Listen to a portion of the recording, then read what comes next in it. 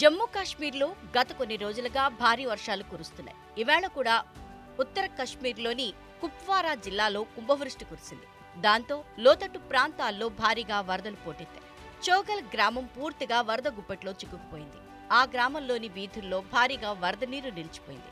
దాంతో గ్రామస్తులు ఇళ్ల నుంచి బయటకొచ్చే పరిస్థితి లేదు. కొన్ని చోట్ల ఇళ్లలో కూడా వరద నీరు చేరింది. దాంతో జనం తీవ్ర ఇబ్బందులు పడుతున్నారు.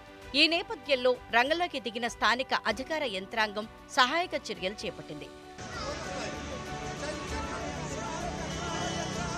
జమ్మూ కాశ్మీర్లో కురుస్తున్న భారీ వర్షాలకు తోడు కొండ ప్రాంతాల్లో భారీగా మంచు కురుస్తుండటంతో జనం తీవ్ర ఇబ్బందులు ఎదుర్కొంటున్నారు. భారీ వర్షాల నేపథ్యంలో రాష్ట్రంలో పదుల సంఖ్యలో ఇళ్లు కూలిపోయాయి. బారాముల్లా, కిష్వార్, రియాసీ జిల్లాలు భారీ వర్షాలకు అతలాకుతలమయ్యాయి. కిష్వార్ జిల్లాలో భారీ వర్షాల కారణంగా 12 ఇళ్లు దెబ్బతిన్నాయి. దీని గురించి ప్రభుత్వ అధికారిక ప్రతినిధి మాట్లాడుతూ గత 4 రోజులుగా ఈ ప్రాంతంలో భారీ వర్షాలు కురుస్తున్న నేపథ్యంలో ప్రభుత్వ రిస్క్ టీం అప్రమత్తమైందన్నారు. దీంతో కశ్మీర్లో పాఠశాలల్ని మూసివేశారు.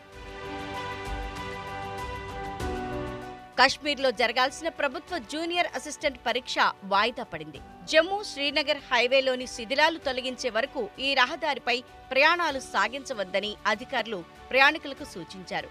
భారీ వర్షాల నేపథ్యంలో కిష్వార్ జిల్లాలో రెడ్ అలర్ట్ ప్రకటించారు. రియాసీలోని దోడా, రాంబన్, గులాబ్ఘట్లలో నదులు, వాగుల్లో 4 కొట్టుకుపోగా వారిలో 2 మృతదేహాలను పోలీసులు స్వాధీనం చేసుకున్నారు. కొండచర్యలు విరిగిపడటం, ఇళ్లు కూలిపోవటం తదితర ఘటనలలో 12 మంది చిన్నారులతో సహా 22 మంది గాయపడ్డారు.